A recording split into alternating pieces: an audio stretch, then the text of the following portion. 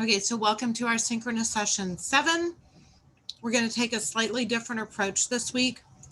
We're going to start out by reviewing for the final exam, but here's why.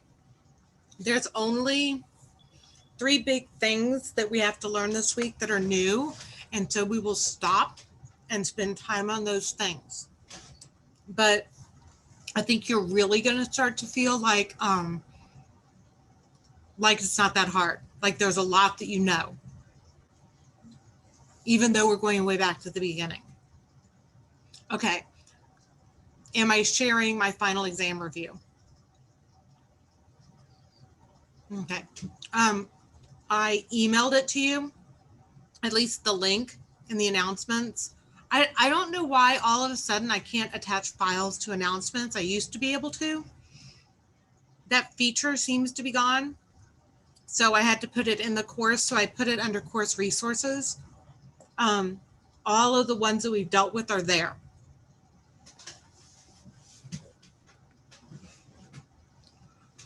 Okay. Ready or not, here we go. You're ready. You just don't feel ready. Okay, so on the first question, you have to be able to classify accounts that go on each of the financial statements. For instance, you might be given, assets, and you have to say that they're assets. You might be given liabilities and have them say that they're liability. You have to be able to classify each. You also have to know what financial statement that they go on. So, are we good with the balance sheet? So it's our accounting equation.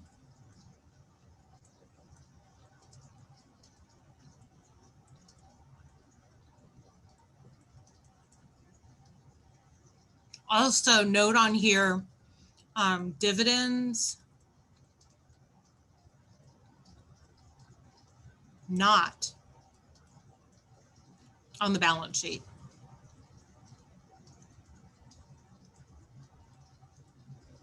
Common mistake, those go on the statement of retained earnings.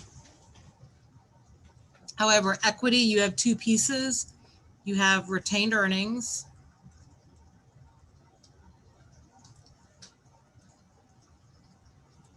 and you have contributed capital, whether that's stock or owners just investing.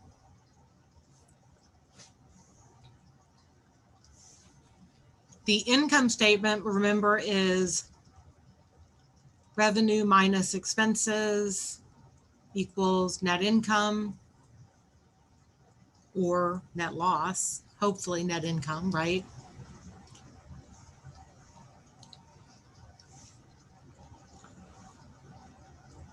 And then the statement of retained earnings is always beginning retained earnings,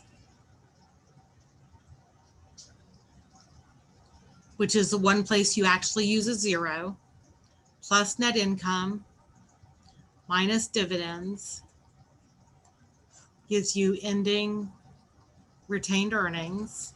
And if you weren't given all of the information that you need to make this work, you can also remember that net income is plus revenue minus expenses. Okay, so basically on question 1, you have to be able to identify where they go on the financial statements and what each financial statement tells you. All right, are we good? Okay.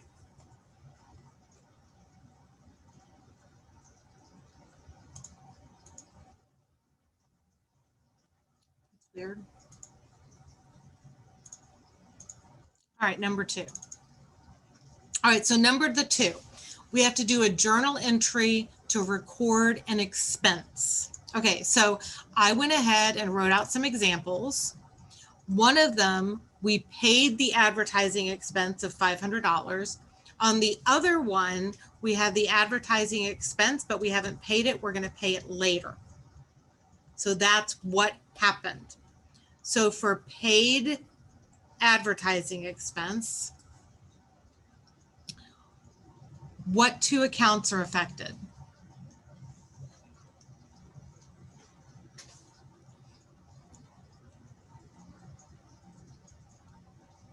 Wait a minute. I can't hear you.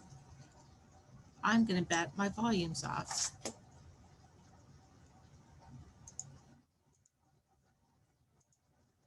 I'm going to bet I need to change my volume.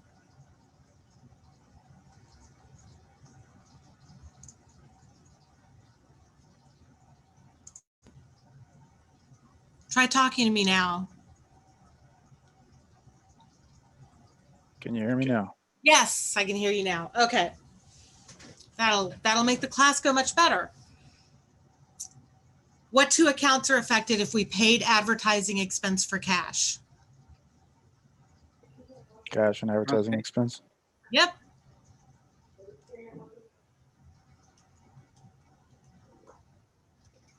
Did cash increase or decrease?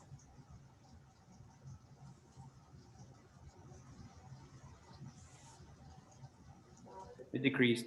It decreased because we have less now than before we paid it. What about the advertising expense? Did the expense increase or decrease? It increased. It increased because we're keeping track of our total advertising expense. What type of account is cash?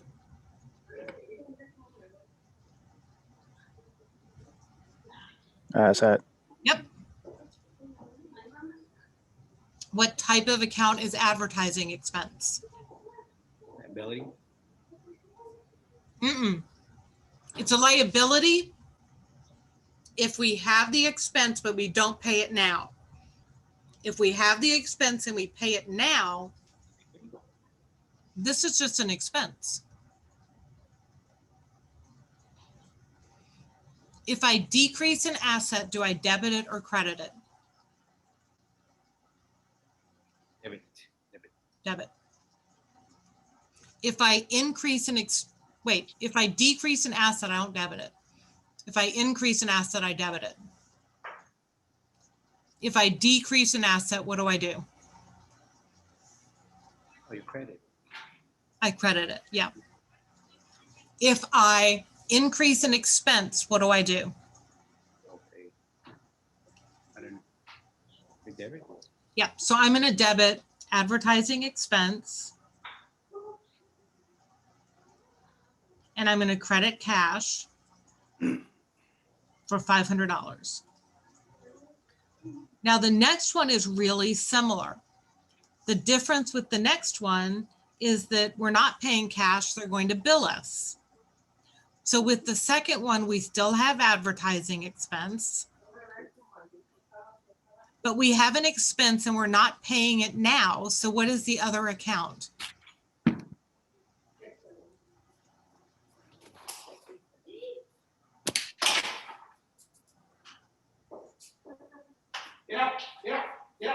Accounts payable. It's liability. Yeah, we could say accounts payable, or advertising payable, but it's definitely going to be a payable because we had an expense, we didn't pay it with cash, so now we have a liability. We already know advertising expense went up. Did accounts payable go up or down?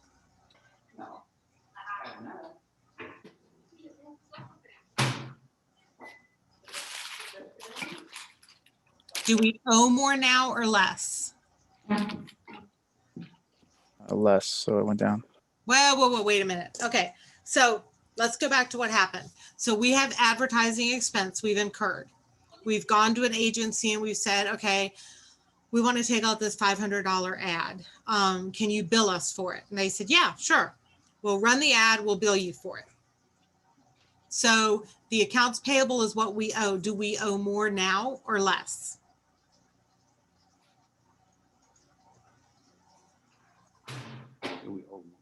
We owe more. Yeah, because the company now expects us to pay them $500, so we owe more. What type? First of all, let's stop there. Does that make sense? Yes. Okay. What type of account is, we already did advertising expense. That's an expense. If I increase an expense, I debit it. What type of account is accounts payable? Liability. Liability.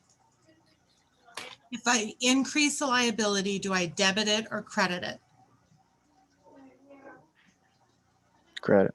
Credit, yep. So I'm here, I'm still gonna have advertising expense for 500. But instead of cash, I'm going to have a payable. Either advertising payable or accounts payable.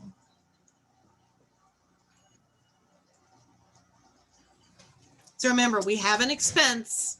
We record the expense when it is incurred. So it was incurred when we placed the advertising order and they advertised it for us. Because we didn't pay it yet, it's a liability because we're going to have to pay it later. All right, are we good here? Yes.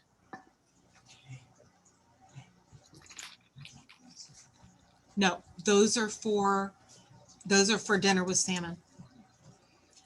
Okay, now we're going to record the payment on an account. So in other words, we performed service a while ago and now they're paying us.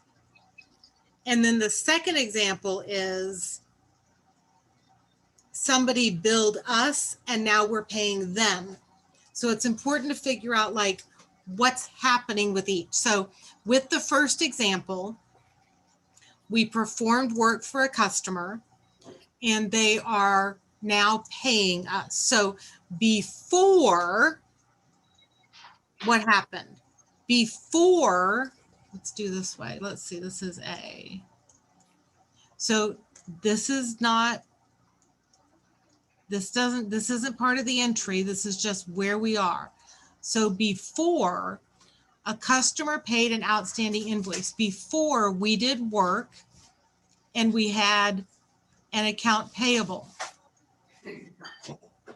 and we earned revenue. Media hora está en el pinche baño, güey. 20 minutos. I do my business in my bathroom. I do my business in my bathroom. My stomach is. Alicia, will you mute? You can, when you want to talk, you can very quickly hit the space bar to talk. Mauricio, just mute so we can't hear your family. And then I'm sorry. I'm so sorry. no, you don't have to be sorry. I have a family here too. You heard me just tell my son, no, we can't use butterfly. I could have sworn that I had it muted. I'm sorry. So, but I wanted to tell you that you can unmute really easily by hitting the space bar. So it's easy to mute and unmute.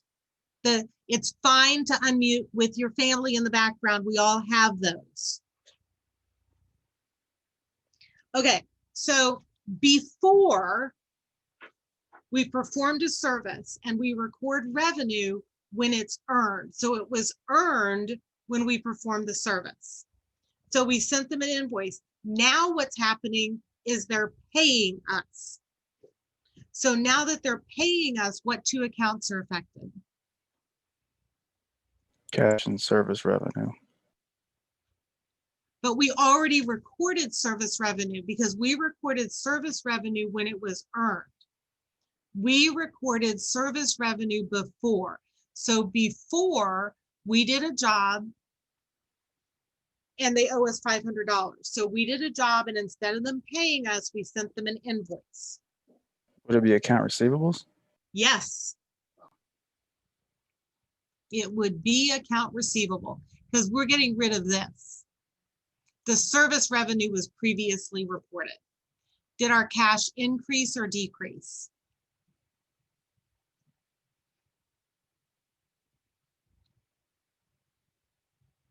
We opened the mail, here's this $500 check, and we're like, yes, our customer paid us for that job. This is great. More now, Increase. it increased. What about accounts receivable? Did accounts receivable increase or decrease? Decreased. It decreased. What type of account is cash? Asset. Yep. What type of account is accounts receivable? It's also an Asset. asset. Yep, it's also an asset. But you're not concerned that we have two assets, one increases and one decreases, because we've talked about that. If I increase an asset, do I debit it or credit it?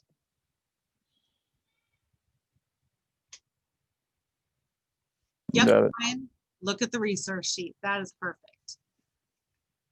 If I decrease an asset, do I debit it or credit it? Credit. Credit. All right, so I am going to debit cash. I received cash. And I'm going to credit accounts receivable. The receivable balance is gone for $500. Now I have $500 more under my assets and $500 less that I'm going to collect under my receivables.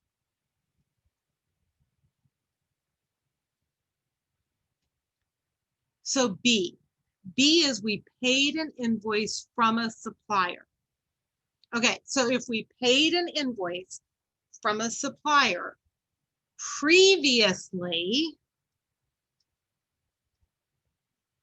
we had to have bought something from them, right? So let's say previously we purchased something. So we recorded some expense, got recorded. We don't know what.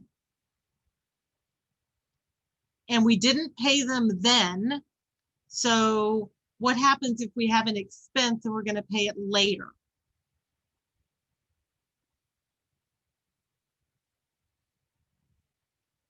Accounts payable. Accounts payable. So we had accounts payable. Okay, that's before. And the reason this is important is we recorded the expense when it was incurred. Now we're paying it. So we already had the expense, but now it's like, okay, we better pay that bill. So what two accounts are affected now?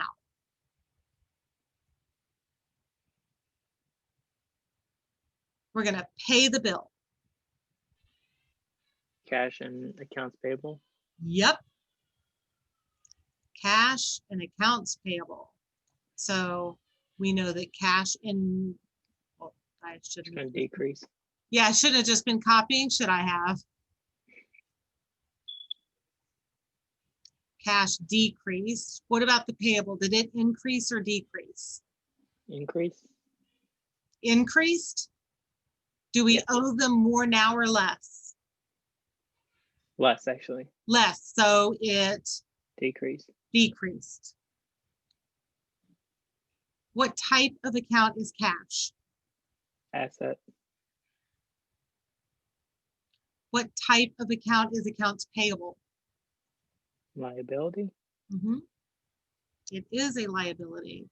If I decrease an asset, do I debit it or credit it? Credit. Mhm. If I decrease a payable, do I debit it or credit it? Debit. Mhm. So I'm going to debit accounts payable and I'm going to credit cash. So my liability is now gone on my balance sheet, and so is my cash. Okay. Could you do that on the test?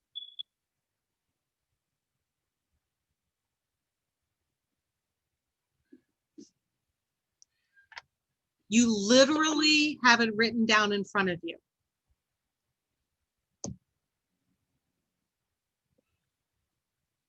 Oh no, I just lost someone. Oh, you came out and I'm going back in. Okay. Okay, could you do this on the test? I'm a little concerned that there's no nods. I'm nodding very slowly. Okay, you're nodding very slowly. You're like, we need to review. We're gonna do more of these. Okay, Mauricio, I noticed I lost you. Do you need to write this down or take a picture of it? Spacebar, you're muted. Spacebar doesn't work. There we Yeah, go. it's a Mac. This thing is. Oh, it's a Mac. I don't know Yeah. anything. I know. I'm sorry about this. If I only talked to you about Macs, you'd think I was stupid. I'll take a picture. Okay. My computer, the battery is not working good in this computer. Thank you. Technology. No, this is not good. Thank you. Appreciate it. Okay. Now we're going to look at number 4. Okay, so number 4, we're going to practice another journal entry. We filmed a wedding for $5,000 and we billed the customer. Okay, so my first question is, have we earned any revenue? Unearned, we haven't earned it yet. What does it take to earn revenue?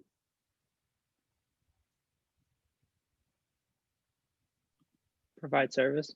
To provide service. We either have to provide a product or a service. Have we provided the service? Yes. Yes. We have earned revenue. What we don't have is cash. But we've earned revenue. When you go to work, they don't send you home with a paycheck every day, but you've earned money, right? So look at it that way. We've earned revenue, but they're going to pay us later. So what 2 accounts are affected? Is it accounts receivable and service revenue? It is totally accounts receivable and service revenue. Did accounts receivable increase or decrease? Increase. It increased. They now owe us more. Did service revenue increase or decrease?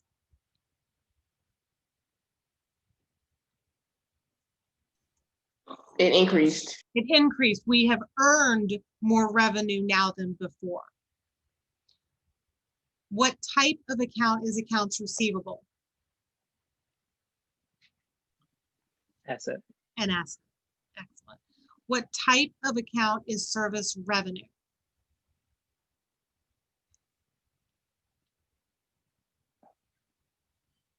Revenue.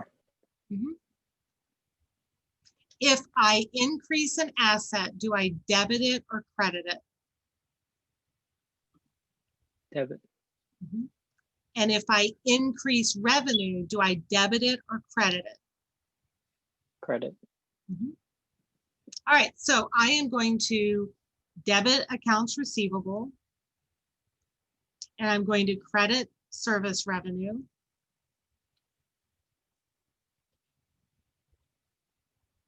For $5,000.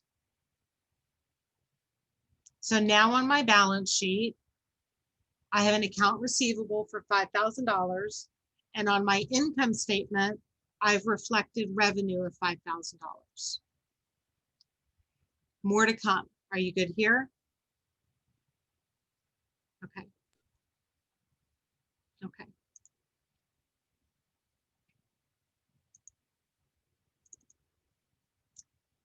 Okay, you have to calculate the debt ratio. Now, calculating the debt ratio is not a problem because I give you the formula.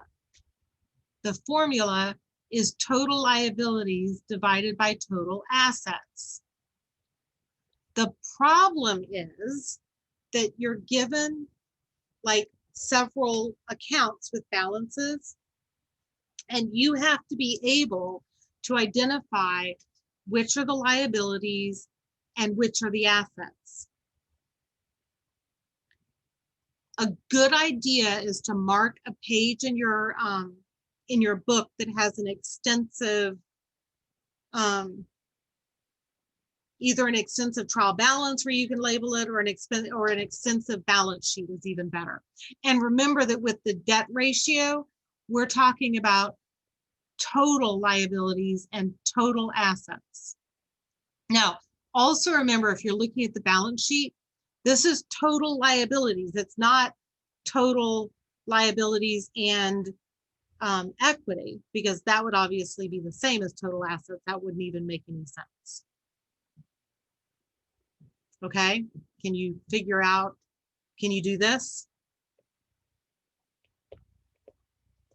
Yes. You just have to be able to identify accounts. Oopsie.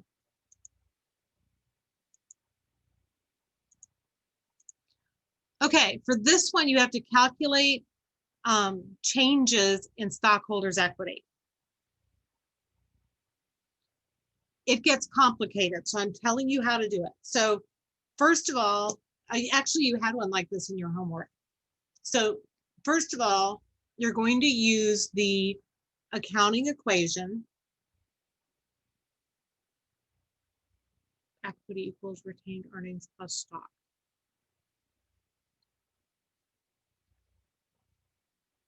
I think you have to use the accounting equation, just like we did before.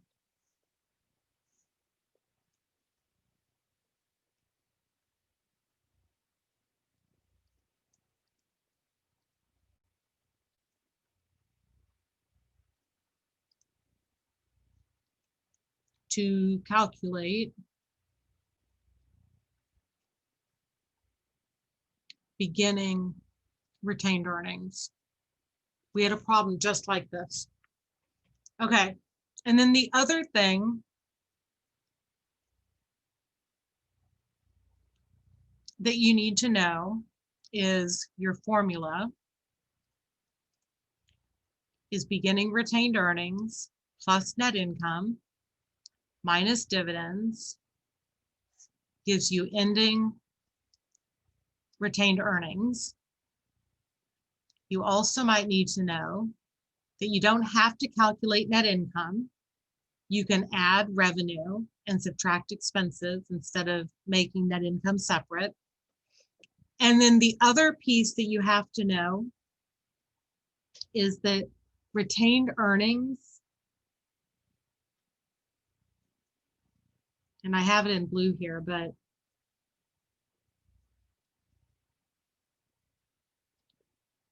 plus stock or contributed capital equals total equity. So the other thing you need to know here is this is asking for a total change in stockholders' equity.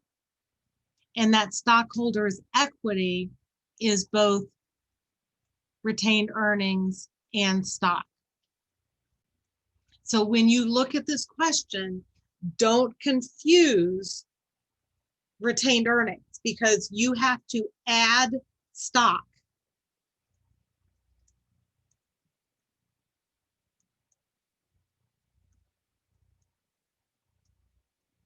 Because you can calculate ending retained earnings with the formulas, but you have to know that we're looking for total stockholders' equity, which means you have to add the stock. Okay?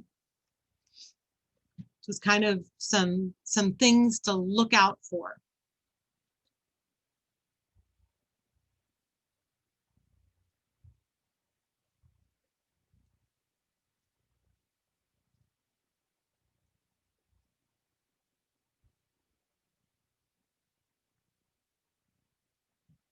Mauricio, are you good? Okay.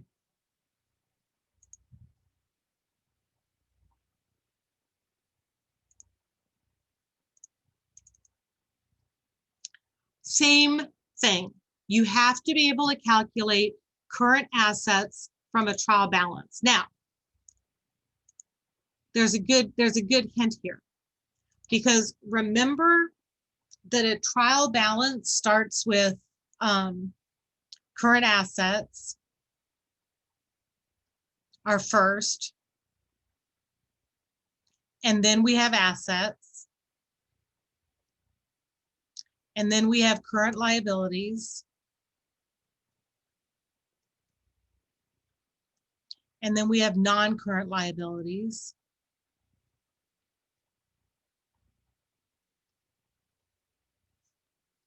And then we have equity. And then revenue, and then expense. So this is the way a trial balance works. It's always in this order, which means that when you're looking at the trial balance, the current assets are always at the top. So I would start at the top and work my way down. You're looking for things like cash, accounts receivable, short-term notes receivable, inventory, supplies, prepaid expenses. When you get to the first one that isn't a current asset, draw a line there and add everything up before it. How do you feel about that? It's still account identification.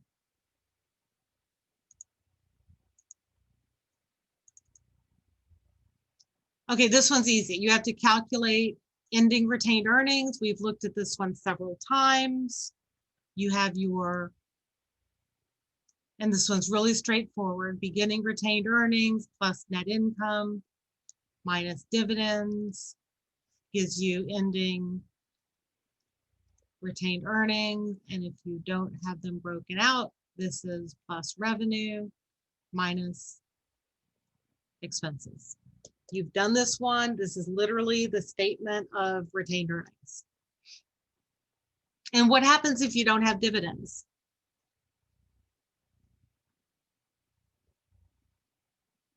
You just don't subtract them, right?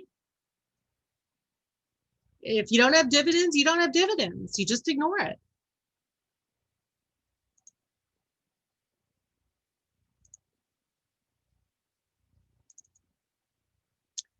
Okay, adjusting entry.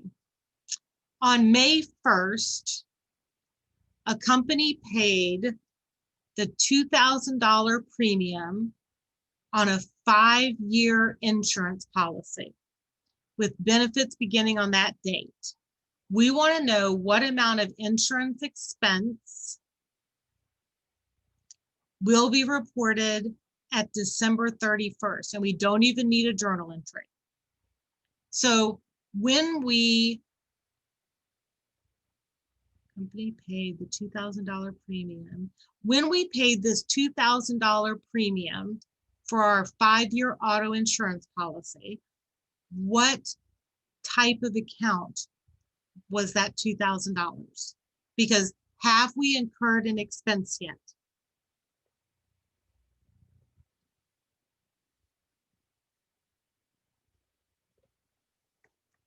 We paid money, but have we incurred insurance expense?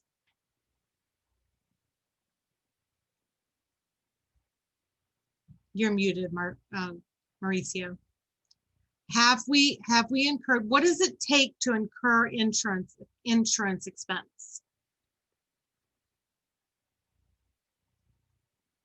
We have to use it, right?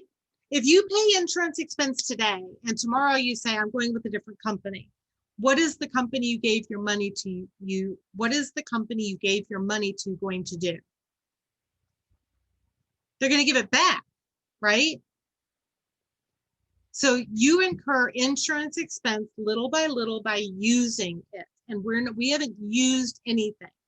So if we pay something, that's going to be prepaid insurance. It's a prepaid expense. Does that sound familiar? Yeah, we're reaching back, aren't we? Prepaid insurance. What type of account is prepaid insurance? Asset. Asset, yes, because it gives us a future benefit, either insurance or our money back. Okay, so an asset normally has a debit balance. So I'm going to start with this $2,000 over here so we can see what it is. Now, we need to go from May to December. So we have May, June, July, August, September, October, November, December. 8 months. Remember, you can get tripped up on time really easily. Okay, so if we paid $2,000 for 60 months,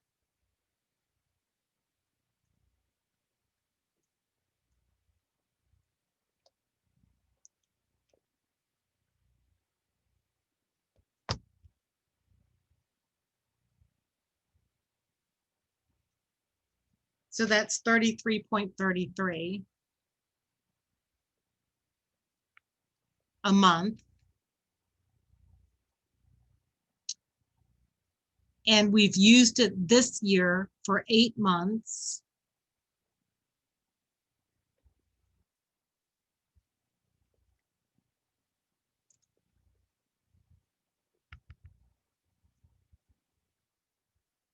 So that is 266.64. And that would go here.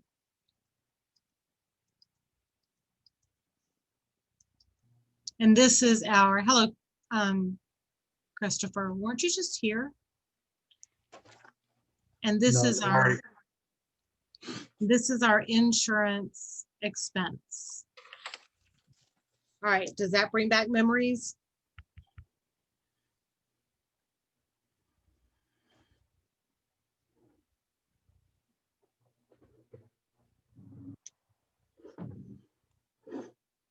Are we good? Are you guys feeling like this is a review? I mean, I know it's a review, obviously.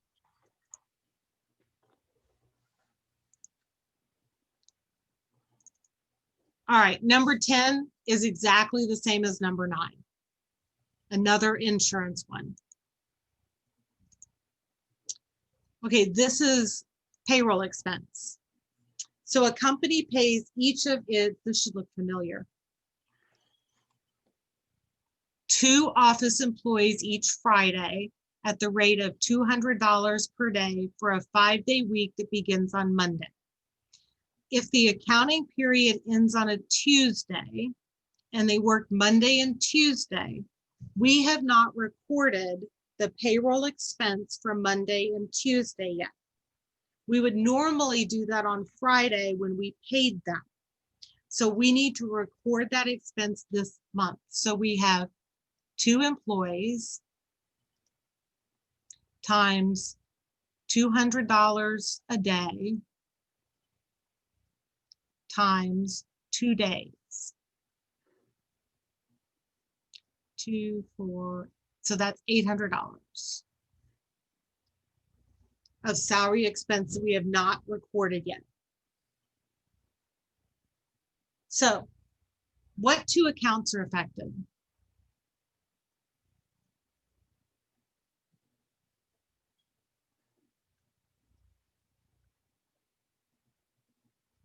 The accounts payable, account payable. Yeah, and in this case, because it's not in the normal course of doing business, we'll say salary payable. Okay. Same concept. And what's the other account? Okay, salaries expense. Yep, salary expense. And we have the payable because we either pay it now and record cash, or we pay it later and record the expense. Salaries payable, did it increase or decrease? Increases, Yep. Salary expense, increase or decrease? increase, Yep. What type of account is salaries payable? liability, Mhm. What type of account is salary expense? expense, If I increase a liability, do I debit it or credit it? credit, If I increase an expense, do I debit it or credit it? debit, All right, so I'm going to debit salary expense. And I'm going to credit salary payable for 800.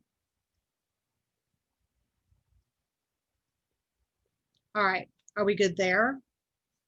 Mhm. Yes.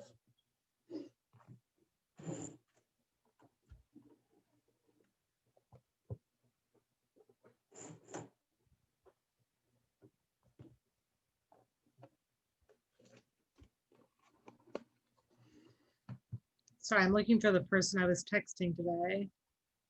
Ah, okay. I actually thought it was you, Christopher, but it wasn't. Okay.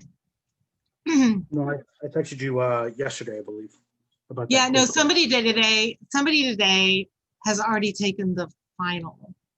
Or maybe it was in a different class, but I don't think so. Damn. I know, and that's why I'm like, wow, and you still came to class, and it didn't seem like you to take the final before the review. But after it was said and done, there was really nothing I could say. And the person got an A, so there wasn't a lot to say anyway. You have to calculate ending retained earnings again. This one should be seeming very familiar to you. Nobody should miss this.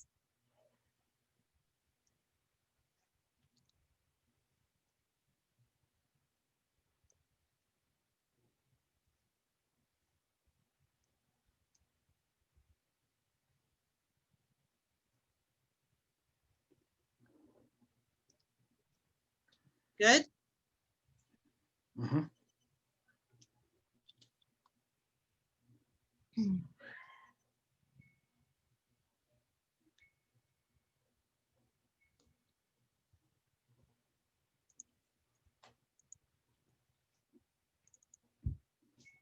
Oh, look at that. You have to do another retained earnings calculation.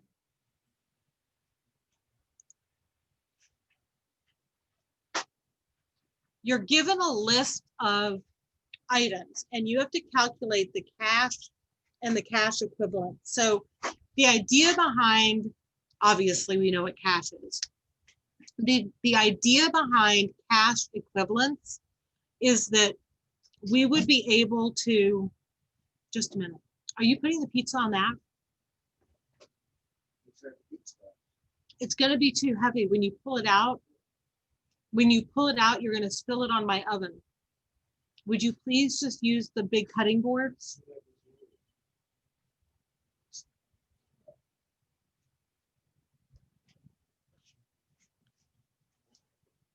I love college students that are older. I'm just saying.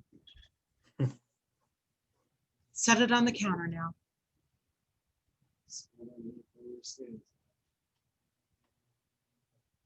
So the idea is that it is so short term that you would know exactly what it's worth if you got rid of it today.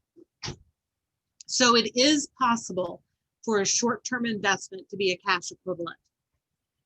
It simply has to be something that's very short-term. So I would include cash, money market accounts, treasury bills, very short-term investments. Those are all cash and cash equivalents. And if you look at the balance sheet of a large company, you'll see that they won't just say cash, they'll say cash and cash equivalents. Because the idea is, especially when you're doing the ratios, that is whatever it takes for you to, that you could come up with the money right now. Okay, journal entry to replenish petty cash. This was relatively new. We did it last week. So Sorry, just on question 14, we literally just add up those cash equivalents with the cash. Yep. Thank you. The whole test is, do you know what is a cash equivalent? On that question, that's the purpose of the question. Okay, so we have a $100 petty cash fund. Now remember, the only time we record anything to petty cash is when we are setting up the account or changing the total amount in the account. Other than that, when we're replenishing it, all we're doing is recording expenses and taking a check to the bank that says cash and bringing it home and putting it in the box. So right now we have $30, $40, $55 in expenses. and $45 in cash. So it balances. So we're going to record the expenses. So we'll call pizza expense, meals and entertainment.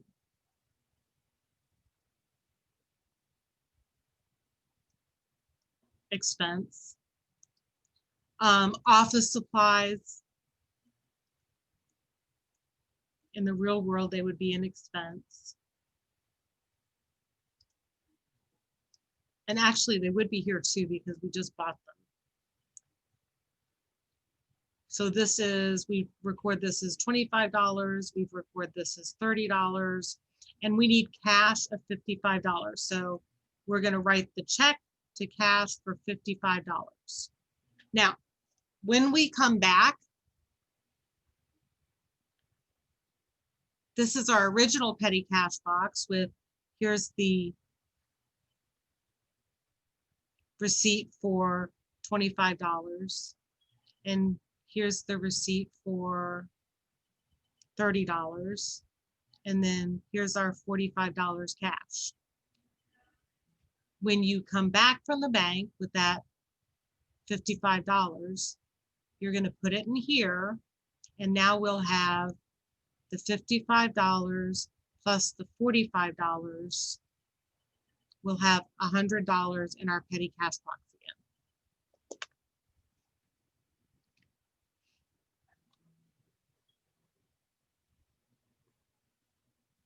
again. And let's say it didn't balance, but it does.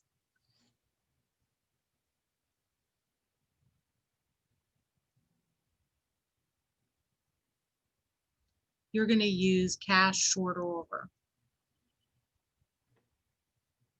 But this one does balance. But that's just if it doesn't balance. There's a hint. All right, are we good with petty cash?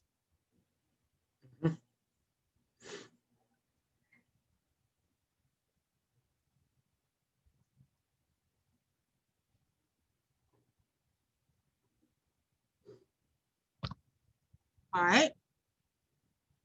That was fun.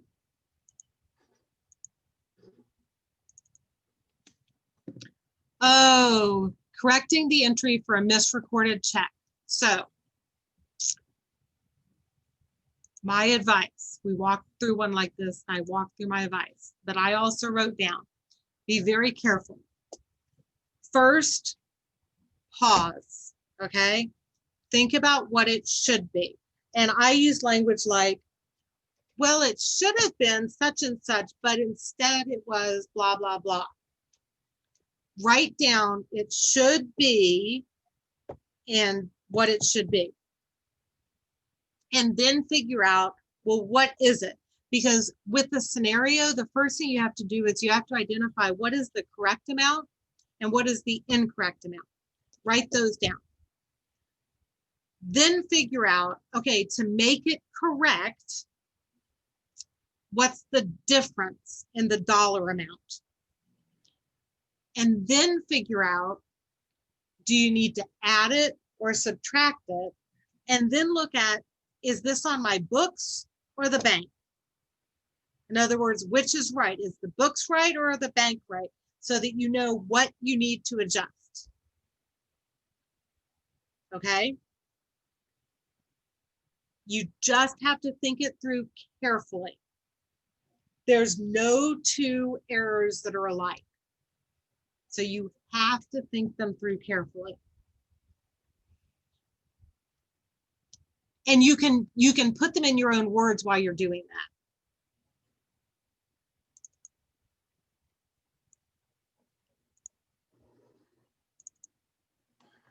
that. Okay, bank reconciliation. So everything with the bank reconciliation, which you have to do one, everything with the bank reconciliation is timing. So deposits in transit are deposits that have been recorded on your books, but the bank doesn't have them yet. It was toward the end of the accounting period. Outstanding checks are checks that you wrote, you deducted them from your book balance, but the bank hasn't deducted them yet. And then errors can go either way. On your books, the typical thing you see are the bank collected a note for you, and you see it on your statement, so you need to add it to your books. They paid interest. Now there's a throwback. You need to add that to your books. You have check fees, you have to subtract that. And then they'll often have an NSF item that is not collectible.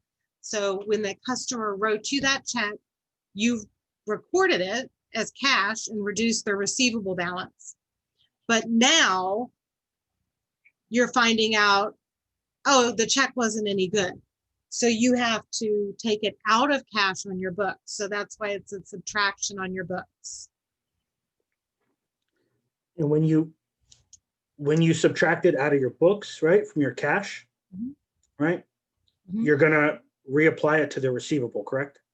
Yes, because Plus the NSF fee, right? yes, So if it was a $10 NSF fee, they owed me Mhm. $900. Now plus it's the $910 is $10. their balance, Yes. correct? But you're not going to see that NSF fee on most homework and accounting textbooks.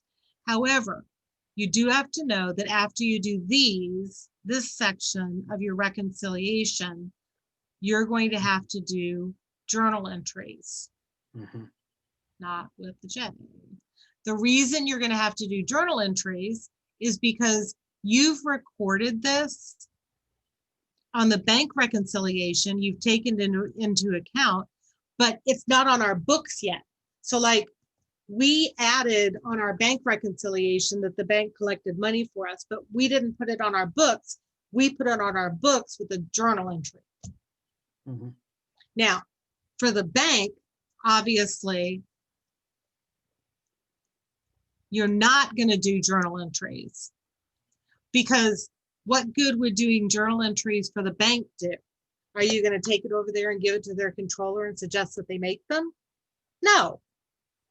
So just thinking logically, you would only do journal entries for your books.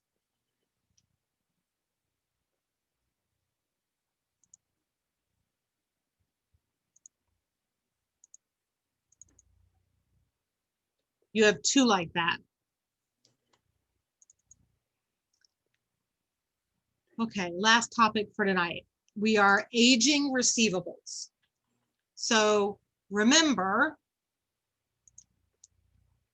if it's did I just spell aging correctly? Yeah. Mhm. You're going to adjust the allowance account.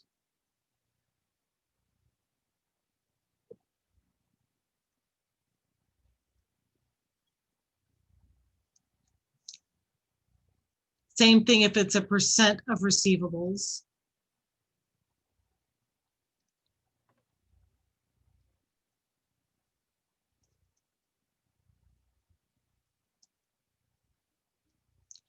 If it is percent of sales,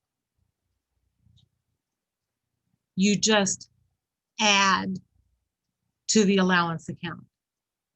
Because when we're looking at total receivables, we're looking at the big picture. And so when we say, this is the amount we don't think will be collectible, we're saying, this is the amount out of all of the receivables that we don't think will be collectible. And so that's what we want on our balance sheet at the end. We want that to make it the net receivables. Okay, so here we see a company ages its accounts receivable. So we automatically know we're going to adjust that account. At the end of the current year, management estimates that 27,750 of the accounts receivable balance will be uncollectible. So what we know is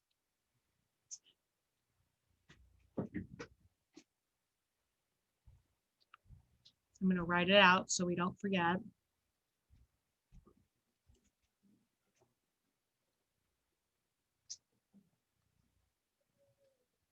in our allowance for uncollectible accounts, which is a contra asset because it goes against the receivables, right? So a contra asset has a normal credit balance. So we know that this is what we want it to be.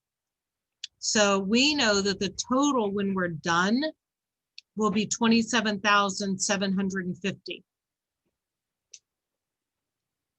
Because that's what they've estimated won't be collectible out of all of the receivables. So that's the answer for the end.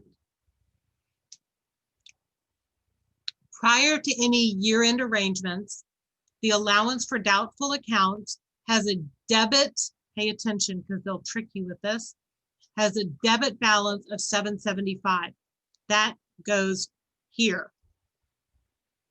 So we want to know what is the adjusting entry that we have to make to get from 775 to 27,750.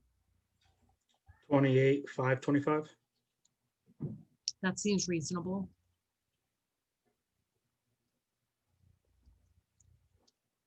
And that's our bad debt expense. So we're going to record bad debt expense.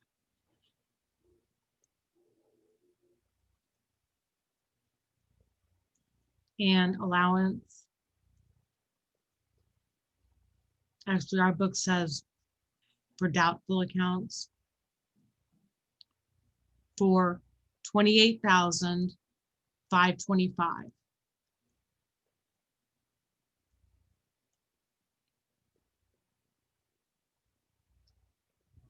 So this is called bad debt expense, uncollectible accounts expense, deadbeat expense. I'm kidding. We don't put that in the financial statements. Allowance for uncollectible accounts, allowance for doubtful accounts, allowance for bad debts. The good thing about the different terminology here is that it all makes sense, right? Some terminology doesn't. You're like, well, how was I supposed to know that's what that meant? But this one makes more sense.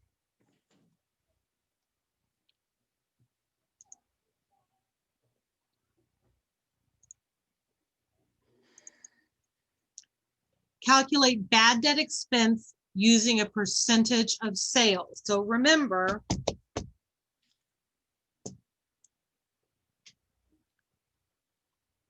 percent of sales, you're just going to add to allowance account.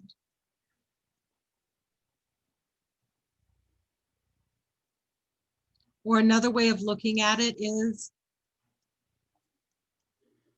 this is the bad debt expense before we had to calculate it.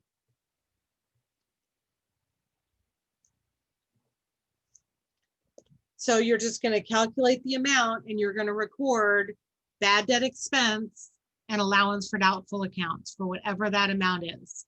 You don't have to adjust anything. It's the least accurate method because you're not looking at the entire receivables balance, but it's the easiest method.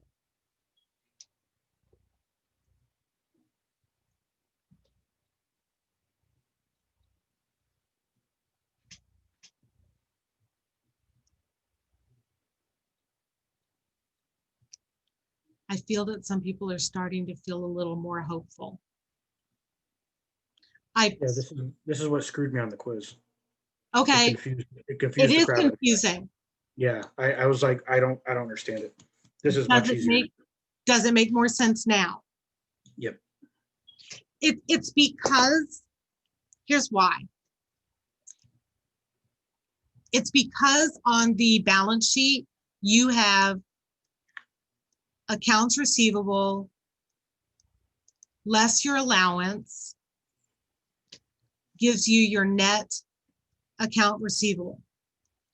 Okay, so if we're just using the sales, we have all those other receivables before this period sales, right? So we're just adding on. But if you're looking at the big picture, when you're looking at like a percentage of receivables or aging of receivables, we're saying, okay, we know everything that's here that we don't think will be collectible. So that means we know what this should be. If we know what's not going to be collectible, we know what this number should be. So now we have to go back in and figure out the allowance. That's why I say when you're looking at the big picture, that's what you're seeing when you look at the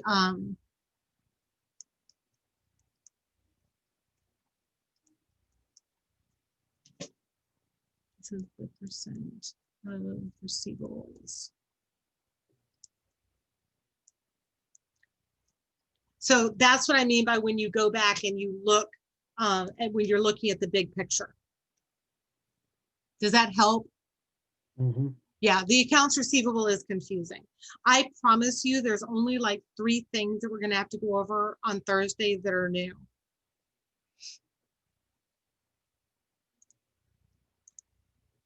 You mean from the chapters this week? Yep. Okay, yeah, because like this, I did the reading and like Yep. the stocks was insane. Yep, I'm going to go adjust the homework for you. That was horrible. And that was the same thing and same as 21 and same as 22. That's what I thought. Okay, we start off on 25. So let me do this real quick. You pull up our, I'm going to pull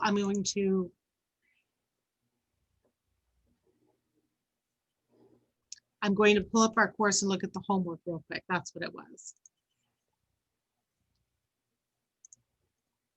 So Because we're gonna continue to go over Oh, I'm gonna review eliminate. on Thursday. Oh, yeah. For the final exam, absolutely. I don't leave you hanging on anything.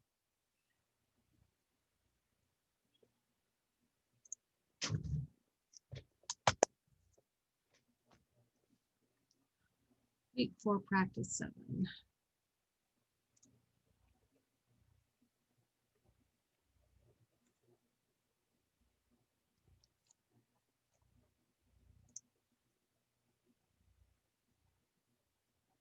Depreciation. That's one thing we're going over to Thursday. Oh, there are some really good videos on depreciation. I did really good short videos on depreciation. Oh, on this one,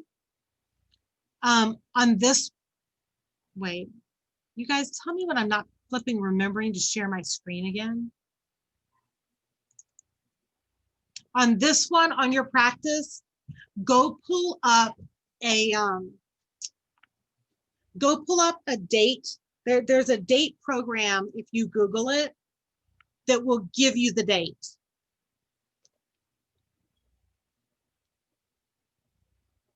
And then that's good. And debt to equity ratio. Okay, that's not a problem. I think it's the homework predominantly that I say forget about part of it.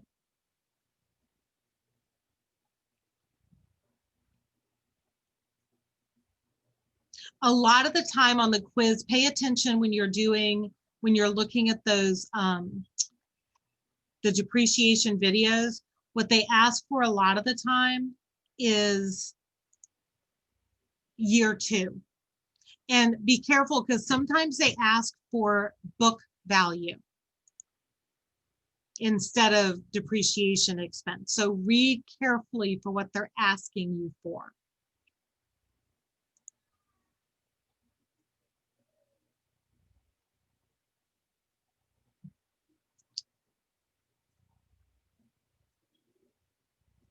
So all you're doing with lump sum purchases is like we're saying we paid $360 for real estate.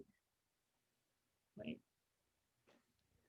For real estate, $190 for closing costs. The land appraised at the land improvements in the building. Okay, so the land appraised at $235. The land improvements at $47,000.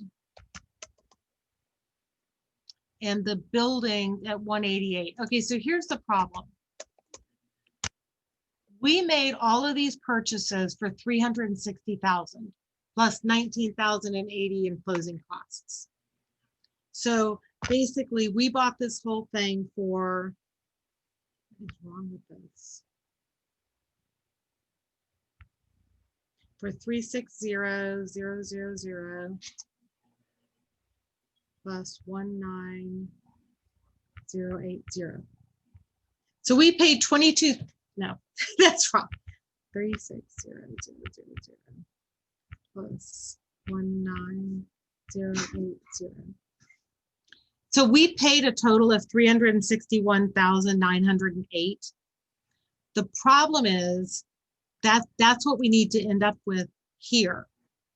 But we can't, we have to put the land improvement books and the buildings all on our books separately because they all depreciate differently. So the first thing we do is we go get them appraised. So then we're going to say 235 divided by 470 means this one is 50% of the value. And then we'll do the next one, 47,000 divided by 470 is 10%. I'm just going to go out on a limb here and guess this one's 40%. So now what I'm going to do is I'm going to say, okay, so what was my total acquisition cost? We paid 360,000 for the building and 19,080 for the allocate the total cost among the three purchases. So I forgot what we paid. 360,000 plus 19,080. So I'm going to say, all right, we paid 379,080.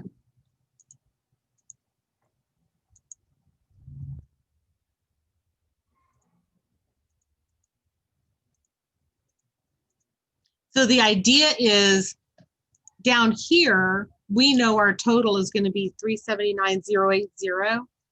And that's what we spent. So that's what we have to record on our books. So regardless of what they appraised at, we appraised them so we can apportion them. So now we'll say, if we pay 379,080 times 50%, I'm going to say that the appraised value of this first one, or the apportioned cost, is 189,540. That's what I can record on my books. Because when I do each one of these, when I get down here, it'll equal the 379,080. So that's what happens when, you know, like I'm going to buy this land and it has a building on it, and they don't separate it out. They're just like, this is what you're buying. And you go, great, that's what I want. But then when you need to put it on your book so that you have land and buildings and land improvements, you have to be able to separate it out. So you get it appraised.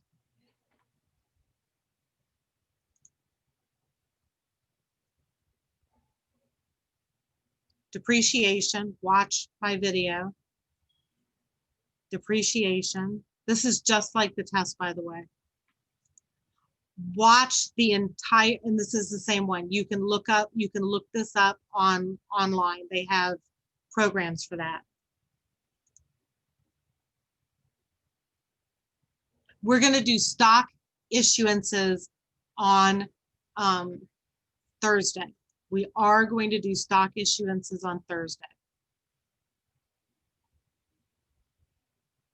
And this is just ratios. Actually, I took the question out I didn't like. Unless it's in the second homework, the second practice. Let me check.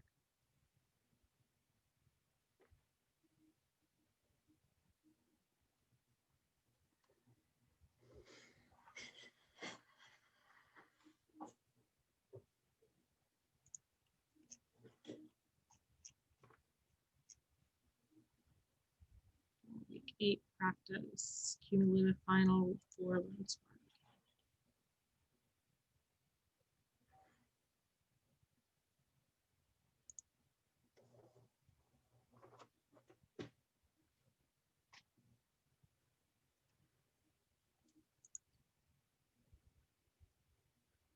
stock issuance.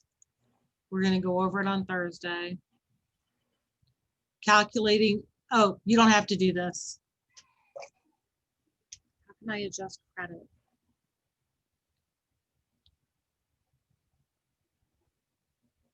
Practice. Because it has a prior period adjustment in it. Okay, you got that? You don't have to do the one with the prior period adjustment.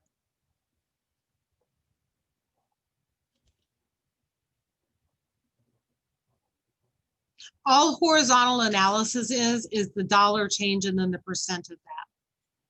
I am very lenient on the grades. And you don't have to do this.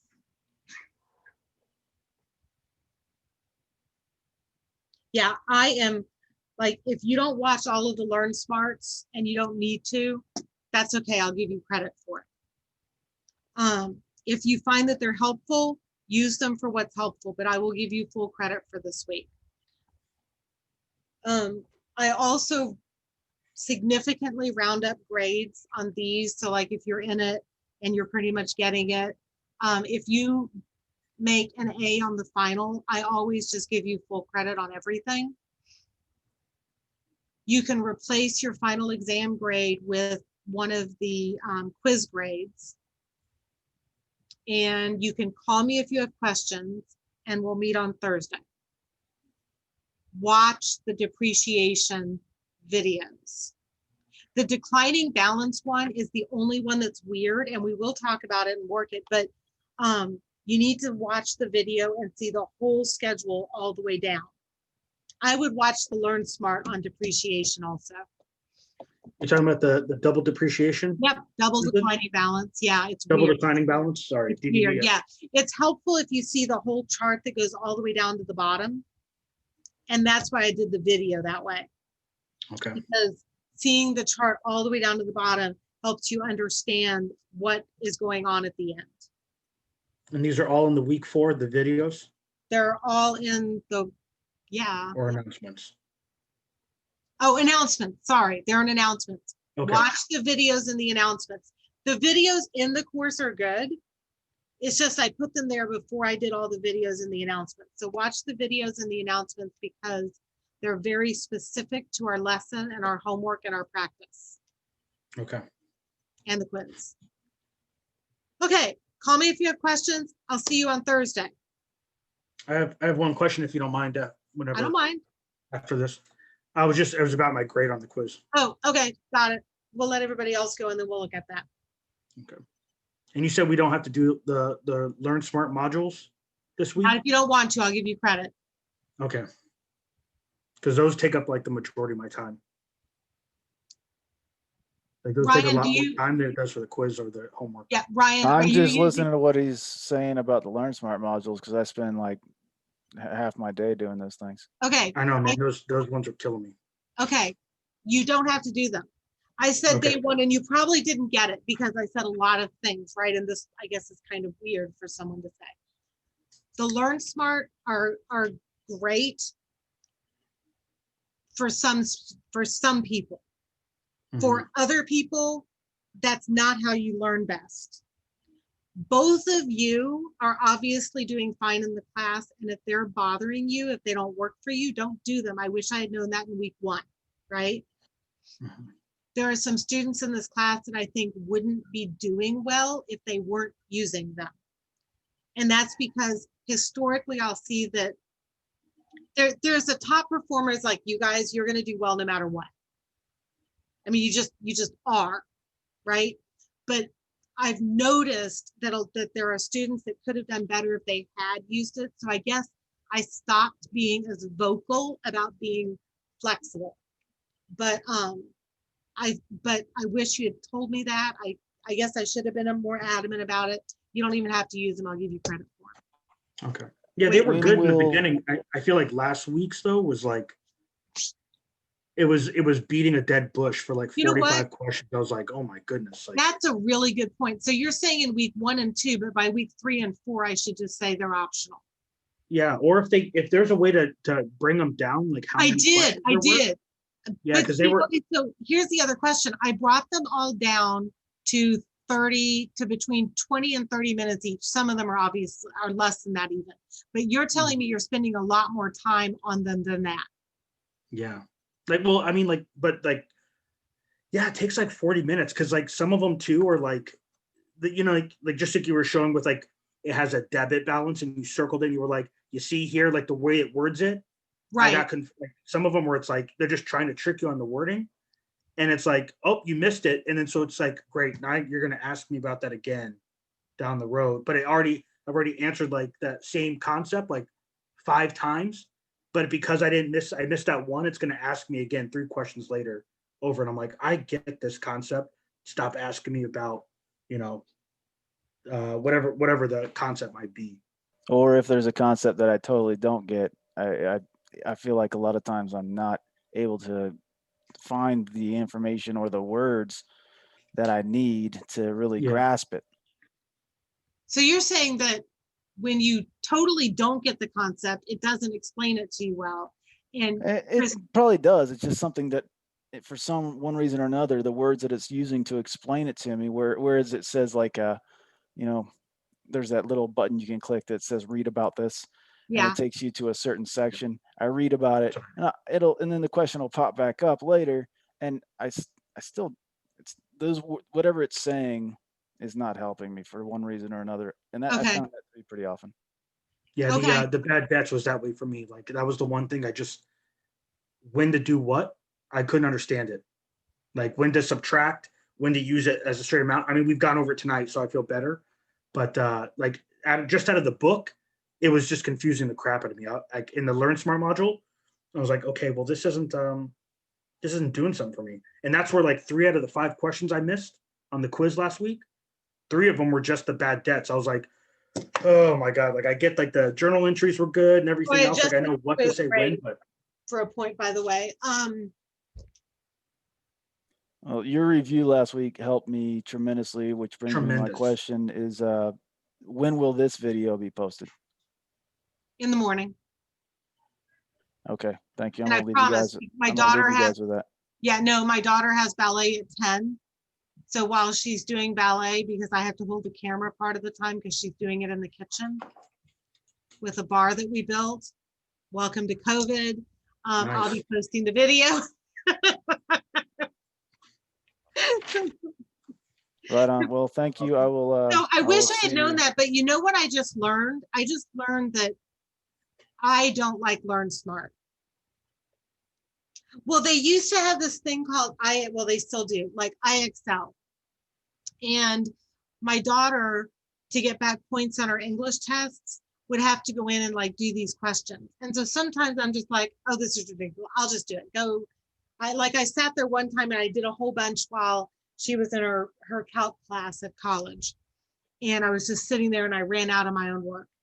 But I had the same thing. It's like, yes, yes, yes. Oh, shoot, I hit the wrong one. Now we're going to start over with all of these questions that, you know, when I know the concept. Mhm. Yeah, I misread a question, but I know the concept. Yes. It was like a game and it was stressful. Well, I'm an adult learner, so I have to hear things about sometimes 7 or 8 times before it really starts to sink in. So That's I not mean, being an adult learner. it has its advantages. That's Mhm. not being an adult learner. For example, Ryan, I could simply have everything typed out and just hand out a review. But I don't do it because there's memory in pencils. So when you're writing it down, you're doing something with the information, not just listening. So everybody has to be told something multiple times. It doesn't have anything to do with being an adult learner. There's some things that you absorb faster as an adult learner because to learn, you need to activate prior knowledge. And so all of the background and history and experiences you have, you bring into the classroom. So some things you'll learn more easily. This is new, so this isn't one of them. But that's still some things you'll learn more easily. And you got to realize too, you guys are doing this class in 4 weeks. Yeah, over the it's- holidays. It's drinking from a Mhm. fire hose. Right, it's like drinking from a fire hose. So the fact that you're even doing it well is amazing. So you're fine. Okay, Right on. Well, thank you. I'm gonna get out of here. yep, me too. I'm going to bed. I'll see you on Thursday. I'll Oh, post the just one question video. about the quiz. Oh, yeah, that's right. I'm not going anywhere. I'm still here. I'm gonna. pull Sorry, it no, up. it's all right. No, it's okay. It's So, my fault. that one question, I just want to make sure, like the one I brought up about the cost That's of what I goods. gave everybody credit for. Okay, cool. That's all. That's I it. haven't looked at my grade, but I wanted to see like if it, you already went through all that. Hold on a sec. I'll tell you what your grade. I've stopped sharing because I'm gonna pull up the grade book. No, that's fine. But I did because of that, and I didn't even do it on, I did it on everybody's instead of just. Oh, good heavens, what's your last name? Good Third. idea. Gardia. Well, let's see here.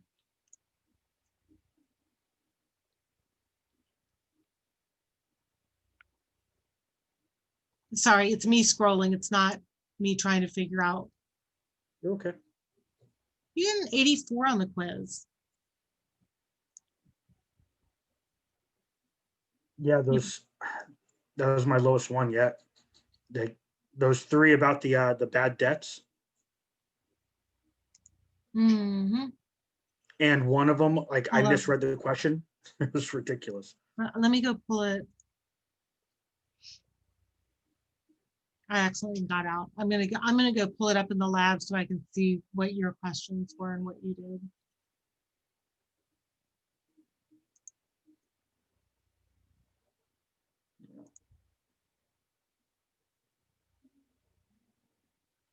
And then I'll share. Yeah, Let no me get problem. there. Let me get there.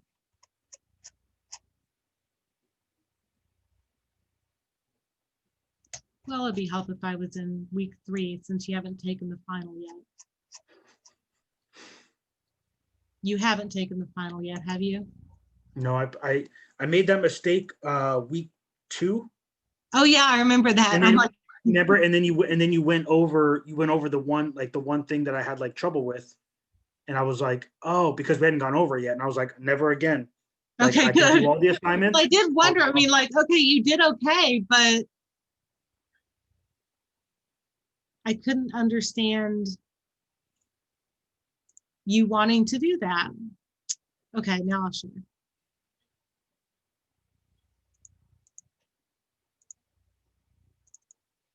Okay. I'm just looking here at the points, but also you can see the green check. I'm just looking at the points to scan through for the ones that you missed. Mhm. Okay. Sold merchandise. Yep, this was the one used as a periodic. Right. So yeah, so you already explained why that one was wrong. Okay. And I think you already gave me the credit for, right? Yeah, I did. I Okay. gave everybody credit for it. Perfect.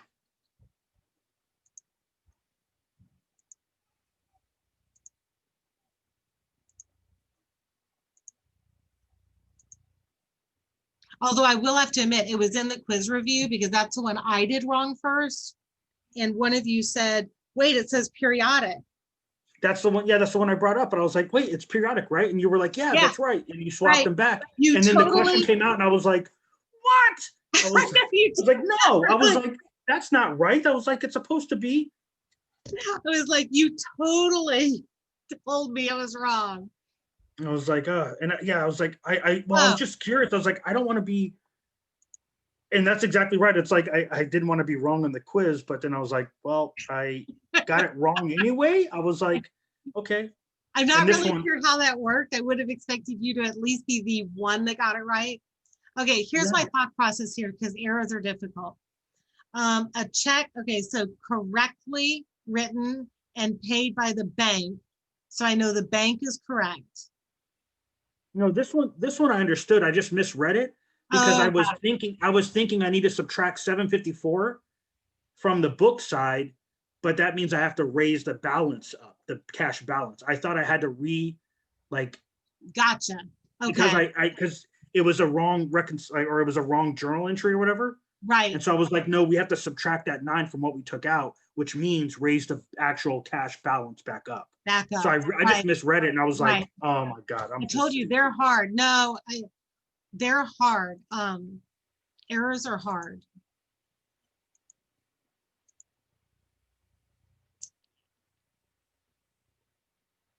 Oh, okay.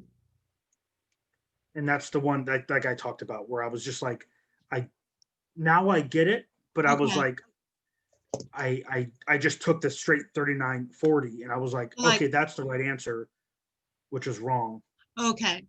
because I didn't go back and account for the 1091 that was already in Right. the account. And by the way, the reason I don't advocate doing it like this as a math problem is because you'll get the debit, because sometimes they'll say it's a debit, not a credit balance, Mhm. and then you have to add it.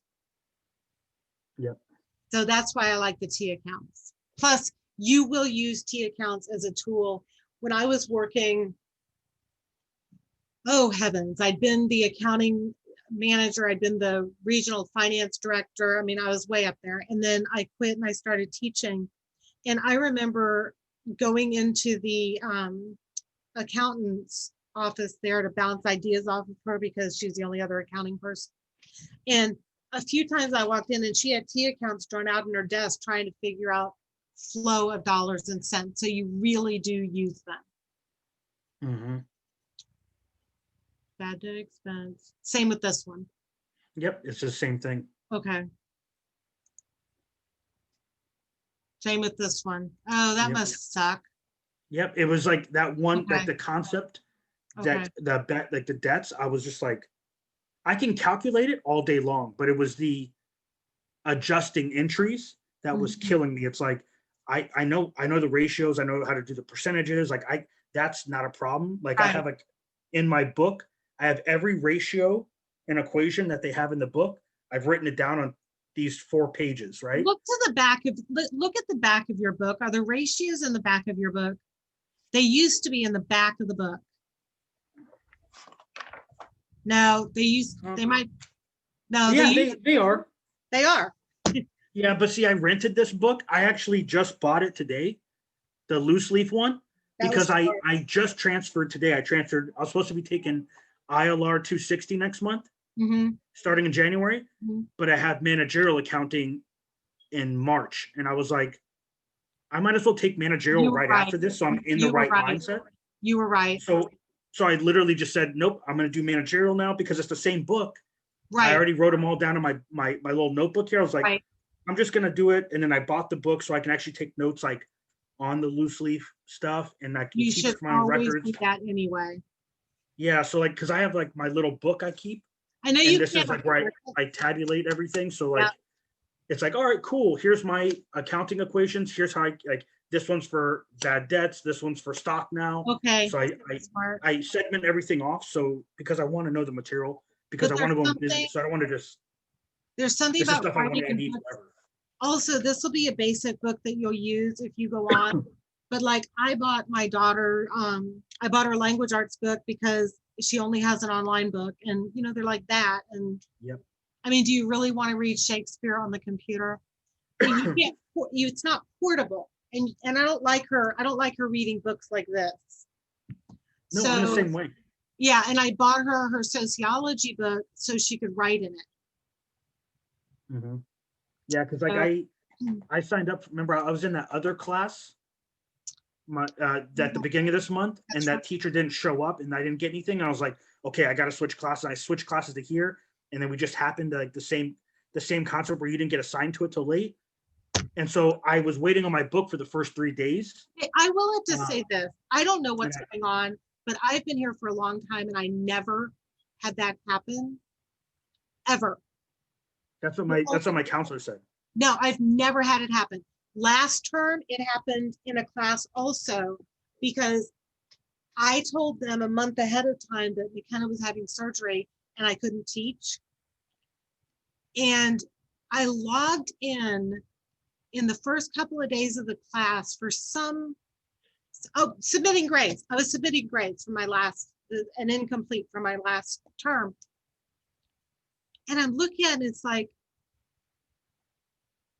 but I don't have a class now. And I called, I'm like, oh my God. And I called my boss in a panic saying, I sent you an email. You responded to me. You said somebody else was staffed in it. Do I need to teach? Because if I need to teach, just let me know. I'll go teach. It's like, heck with the time off, I'll just go teach. And she's like, oh no, it's fine. We'll split the class. We'll give it to other people. I'm like, and at that point, it was like, if you can do that today, okay. But but you need to let me know if there's any problems so I can go in and teach. because, Yep. But I've been here for 10 years. Mm. And I've never seen that happen. Yeah, I know. My advisor said the same thing. Yeah. And he was like, the fact that you just had that happen twice. No, He's you like, know what I think? He's like, that's not what normally happens. I was like, No. yeah. And then the very next day is when you reached out to everybody and you were like, hey, we'll take care of this. Yeah, no, and there's been no changing of the guard. Mm-hmm. All I can think is that honestly, well, I'm glad you didn't show up because I'm the one that called and said, hey, if you can give me any classes, that would be great. We're doing better here. But the last time it's probably, I told her ahead of time, but it's like I've been teaching here. I'm just a staple. And so, I don't know what happened. They probably, a lot of the time, my classes will be bigger. I can see they split this one because there's only 14 students. But a lot of the time, I'll tell them, it's like, don't break it at 35. If I have 38, I don't care. They're not all going to show up and they can all watch the recording and it'll be fine. So I don't know, but that has never been the norm here, and I've been here for years and I've never seen it happen. Yeah, I didn't think so because my wife has been a student of National for 3 years, and she was like, yeah, that like I've never had that happen. I was like, well, it's just luck of the draw. But I'm It's actually just happy it worked weird. out because I dig in the class and now I just get to go right into managerial. So Yeah, no, I think you made the right choice there. It's Yeah. time intensive, but if there was anything I was going to put in the middle of them, it would never be business law. Because you have to completely change sides of your brain. Now, that'll be a fun class after these two. But you also never know what you get with the law instructor because they're all attorneys, usually. You're really lucky if it's not. And they come to class and some of them are great, but some of them just don't understand how to talk down that level. So good luck with that. I don't Yeah, know we'll our see how business that law teacher. I can't say anything one way or the other. I just know I got an A- in business law in grad school, and I am still pissed about it. It was one question on the final exam, which I was taking while I was at the dentist's office. Oh, wait. Maybe that was the mistake. Probably, yeah. At the dentist office, yeah. Now that I'm thinking about it, don't take my test while you're at the dentist's office. Yeah. And then one last question before I let you go. What was I even doing at the dentist's office when there were final exams? I've never even had a root canal. It couldn't have been an emergency. What the heck? You were just eager to take that exam. A filling? I mean, what the heck? You so just to learn smart modules, I can just go straight to the quizzes, like the Yep, practice I'll give you ones, credit for them. Yep, and the homework and the final test, right? yep, I'll add And- credit for them. And you said Sunday's okay for the paper? Yep. At the latest? Yep. Okay. All right, because I'm gonna try to do everything except for the quiz before Thursday. I don't think. And then you're gonna after have a Thursday, I problem wanna with the skip the paper. Once you get into it, it'll just start writing. Yeah, I still keep going back and forth on my topic though. Just at So- some point, you just pick one. Talk it over with your wife. She'll figure it out. Well, she's got hers right now because she's an A&P. So she's got her Never paper mind. that's due tomorrow. So I try not to Don't That's talk to tough your about- wife. Go Yeah. bring her something to drink and a half a sandwich so she can eat while she's still studying. Yeah, we're both like super into the school thing right now, so Right, we're yes, both trying right. to knock these out. If she has an A and P final, don't even speak to her. Yep. Yeah, I just let her go. Like she goes into her area and just puts Yeah. her headphones on and just is behind the computer and Yeah, the book. just throw food at her nicely and drinks, keep her hydrated, and that's That's it. it. I literally, yep, I dropped the baby off. I picked Oh, the take baby care of up the and then I baby. grabbed dinner. And what's that? Take care of the baby. That's what I do. Final exams first, yeah. Yep. Throw her food and water and take care of the baby. Well, thank you very much. I appreciate it. Oh, and in that case, I would choose an easy topic. Yes. But that's I what also, I don't grade it. I'm not nitpicky. okay. I'm You just want not. you just want us to talk about a concept and I want you to be able to research in the library and to be able to put words together and to generally follow APA format. okay, and I just like want you think to out be a able thought to process. leave here and be able to write a college paper, but especially I want you to use the library. And it's just like an informative paper, right? Yeah, Like Unless you like wanna it's not write an the argumentative or anything you like that. can It's write just like a opinion. You can write opinion if you want to. okay. Okay, so you just literally just like tell you Has to about be a accounting concept. related. Yeah, of course, just tell you about a concept that we've talked about or Yeah. like that's on that list, right? Yeah. Easy enough. Yeah, Okay. Well, thank that's you. what I'm saying. Once you start writing, it'll be fine. And you Okay. can think about it after her test. Tell your wife I said good luck on her test. I will. Thank you very much. I right. appreciate your time. I'll see you on Thursday. All right. Bye. Good night.